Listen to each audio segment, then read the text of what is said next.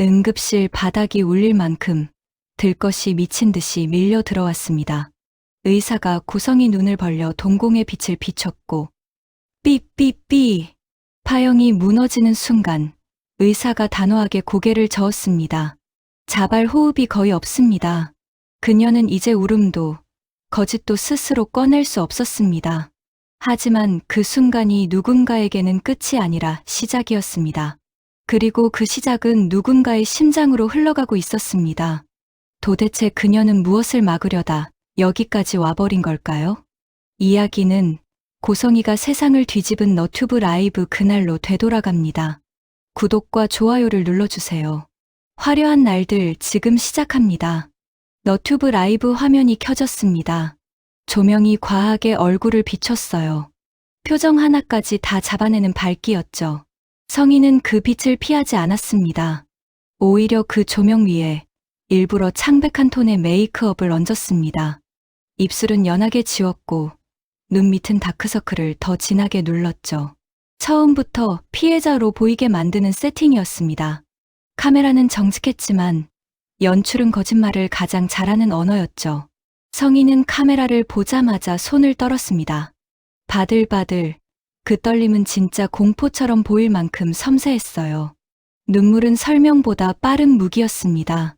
성희는 숨을 들이마셨어요. 그리고 아주 천천히 입을 열었습니다. 이제 저는 슈조이 그룹 박진석 회장 아내라는 이름을 내려놓겠습니다. 그 말을 하는데도 그녀는 울지 않았습니다. 오히려 울음을 참는 사람처럼 말을 끊었죠. 단어가 한 번씩 비었고 그 빈칸마다 댓글이 더 달라붙었습니다. 26년 동안 제가 겪어온 그 사람의 진짜 모습을 오늘 전부 말씀드리겠습니다. 그 순간이었습니다. 성희의 입꼬리가 아주 작게 올라갔습니다. 가면이 잠깐 들린 것처럼요. 아주 잠깐. 하지만 그 찰나가 오늘 라이브의 진짜 얼굴이었죠. 울음이 아니라 승리를 계산하는 얼굴이었어요. 라이브가 끝나자마자 세상은 고성희 쪽으로 기울었습니다. 포털 실검에 이름이 걸렸고 영상은 클립으로 먼저 퍼졌죠. 언론에서는 기사 제목이 쏟아졌습니다. 재벌 회장 의처증, 아내 감금 의혹, 감시, 통화 기록 압수. 제목만 읽어도 숨이 턱 막히는 단어들이었습니다. 사람들은 이미 편을 골라버렸습니다. 진석은 악마가 되어 있었고 성희는 26년을 버틴 희생자가 되어 있었죠. 슈조이 그룹은 하루 만에 전쟁터가 됐습니다. 항해 전화가 빗발쳤고 거래처는 먼저 등을 돌렸어요. 주가는 바닥으로 꺾였고 로비는 기자들 플래시로 숨 쉴 틈이 없었습니다. 우진은 리모컨을 쥔 손을 내려놓지 못했습니다. 창문 밖으로 온 바람이 유리창을 핥듯 지나가고 모니터 화면 속에선 성희의 얼굴이 계속 반복 재생되고 있었죠. 우진은 입술을 깨물었습니다. 그리고 아주 작게 말했습니다. 마치 자신에게 못을 박든요. 이제 더 이상 안 참아. 우진은 TV 화면을 바라봤습니다. 엄마의 울음이 더 커질수록 세상은 더 빨리 엄마 편으로 굴러가고 있었어요. 우진은 리모컨을 내려놓았습니다. 그리고 TV 화면 쪽으로 한 걸음 다가갔죠. 피하지 않겠다는 사람처럼요. 우진의 입술이 다시 움직였습니다. 이번엔 더 낮고 더 단단한 목소리였습니다. 엄마, 제발 그만해요. 고성희의 거짓이 세상을 뒤집었지만 슈조이 그룹 회장실만큼은 조용했습니다. 진석은 그 조용함 속에서 다음 수를 고르고 있었죠. 진석의 손가락이 책상을 톡톡 두드렸습니다. 딱, 딱. 일정한 리듬이었죠. 진석은 그 소리로 머릿속을 정리하고 있었습니다. 노트북 화면에는 방금 전 세상을 뒤집어 놓은 성희의 라이브가 그대로 멈춰 있었습니다. 끝난 화면인데도 조회수 숫자는 계속 올라가고 있었죠. 아래쪽 댓글창은 살아있는 것처럼 들끓었습니다. 진석은 화면을 끄지 않았습니다. 지금 이 화면이 싸움의 시작점이었거든요. 그는 등을 의자에 깊게 붙였습니다. 표정은 담담했지만 손끝은 더 자주 책상을 쳤습니다. 마치 심장이 먼저 불안해져서 밖으로 소리를 내는 것처럼요. 진석은 믿었습니다. 성희를 집에서 내보낸 그날부터 진석의 손에서 그녀를 완벽히 통제하고 있다고요. 결국 성희는 발 디딜 곳이 없어 다시 돌아가게 될 거라고요. 빈손으로 시작했던 자리, 그 자리로 기어오듯 돌아와 무릎을 꿇게 될 거라고요. 그런데 이번엔 달랐습니다. 성희는 무릎을 꿇지 않았어요. 대신 세상을 끌고 들어왔죠. 그리고 그 세상은 진석의 목을 먼저 물었습니다. 주가가 먼저 꺾였고 거래처 전화가 끊겼습니다. 로비엔 기자가 깔렸고 플래시가 번쩍였어요. 진석은 숨을 짧게 들이마셨습니다. 이번에 그녀가 찌른 건 자기 얼굴이 아니었어요. 슈주이의 심장이었습니다. 진석의 손끝이 멈췄습니다. 책상을 치던 리듬이 끊기는 순간 회장실 공기도 한 번 더 무거워졌죠. 해명으로 뒤집을 수 있는 판이 아니었습니다. 진석은 그게 더 쓰렸습니다. 거짓에 당한 게 아니라 거짓이 너무 쉽게 통하는 세상이요. 그때였습니다. 문 밖에서 아주 작은 기척이 났습니다. 회장실 앞 복도에서 신발 굽이 바닥을 누르는 소리. 한 걸음, 그리고 한 걸음 더. 김비서의 목소리가 조심스럽게 들어왔어요. 회장님 둘째 아드님 오셨습니다. 진석의 눈이 천천히 문 쪽으로 돌아갔습니다. 톡, 톡 두드리던 손가락 리듬이 끊기고 문이 열렸습니다. 우진은 문 앞에서 한 번 숨을 고른 뒤 들어왔습니다. 그리고 고개를 숙였습니다. 아버지. 그 한마디가 진석의 어깨를 아주 미세하게 눌렀어요. 진석은 책상 앞 의자를 손끝으로 가리켰습니다. 앉아라. 우진아. 우진이 조심스럽게 의자에 앉았습니다. 무릎 위에 손을 올려두는데 손가락 끝이 계속 떨렸어요. 그 떨림이 두려움인지 분노인지 죄책감인지 우진도 구분을 못하는 얼굴이었죠. 우진이 먼저 입을 열었습니다. 어머니 일 제가 대신 사과드리겠습니다. 진석의 시선이 우진의 손끝에 잠깐 머물렀습니다. 그 손끝이 얼마나 오래 눌려 있었는지 진석은 알고 있었어요. 진석은 고개를 저었습니다. 단호했지만 차갑지는 않았죠. 우진아, 이건 엄마의 잘못이지 내 잘못이 아니다. 너는 누가 뭐래도 내 아들이야. 내 아들이라는 말이 떨어지는 순간 우진은 숨을 삼켰습니다. 어머니의 거짓 폭로 앞에서 그 말은 우진이 감당해야 할 무게였죠. 우진은 고개를 들지 못했습니다. 잠깐 침묵이 흘렀어요. 우진은 그 침묵을 깨물듯 다시 말을 꺼냈습니다. 아버지, 이번 일은 제가 바로잡을 수 있게 해주세요. 진석은 말없이 우진을 바라봤습니다.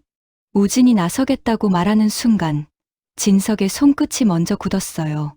아들을 방패로 세우는 건 그가 끝까지 피하고 싶던 일이었으니까요. 진석이 낮게 말했습니다. 우진아, 내가 많이 힘들어질 거다. 그 말은 걱정이면서 미안함처럼 들렸어요. 진석은 우진의 떨림을 못 본 척하지 않았습니다. 아버지가 미안하다. 우진은 그 말에 고개를 숙였습니다.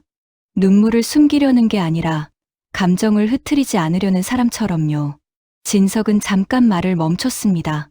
그리고 더 어렵고 더 아픈 말을 꺼냈죠. 이번만큼은 이 애비도 엄마를 용서할 수 없구나.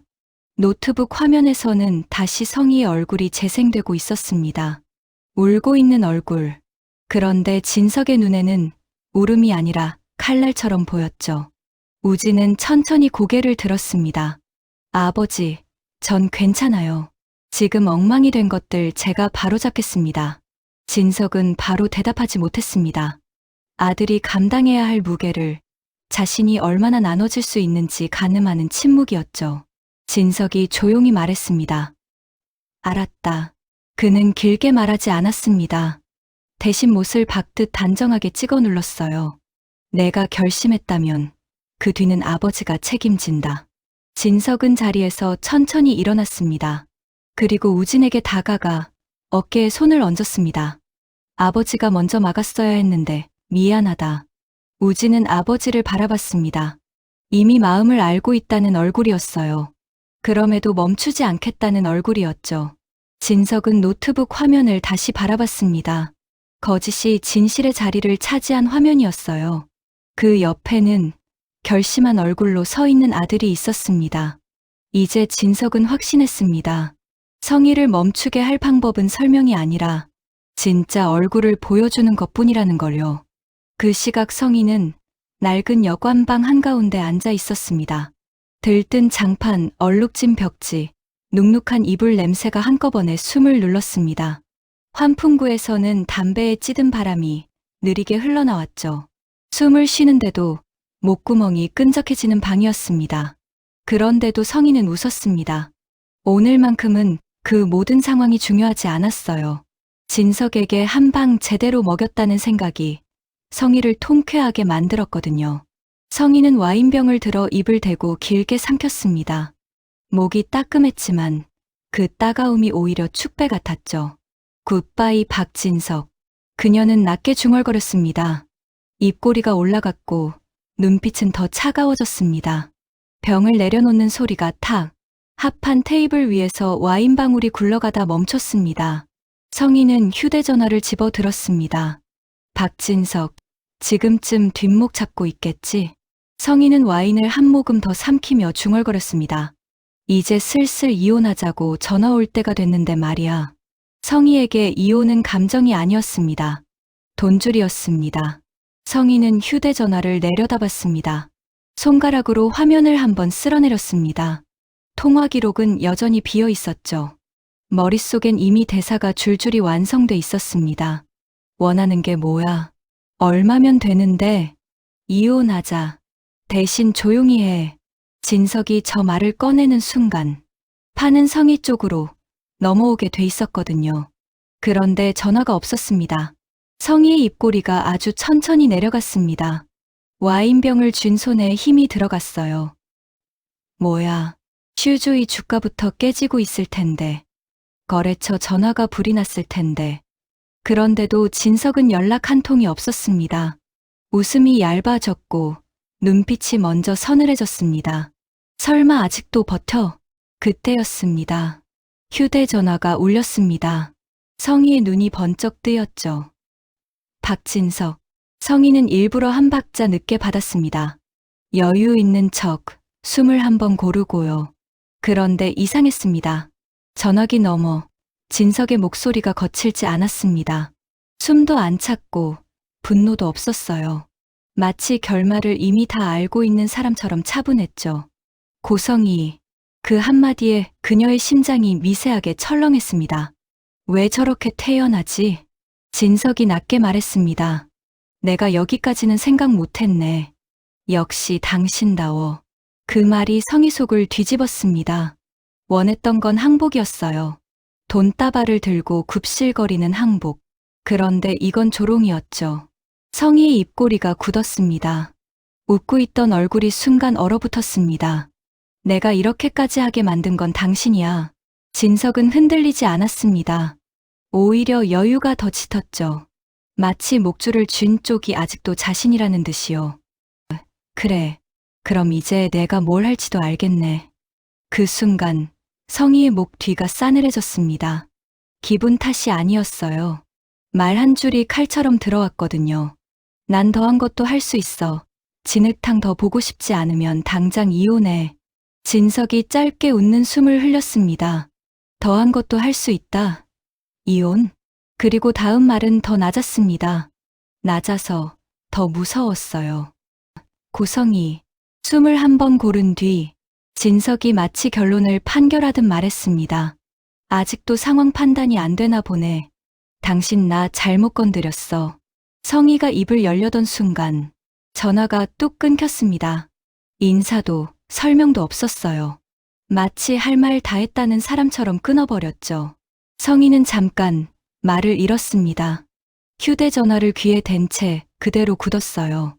그 태연함이 이상했습니다. 화가 난 사람이 아니라 이미 뭔가를 시작한 사람 같았거든요. 성희의 얼굴에서 혈색이 빠졌습니다. 손끝이 갑자기 차가워졌어요. 성희는 떨리는 손으로 휴대전화를 다시 눌렀습니다.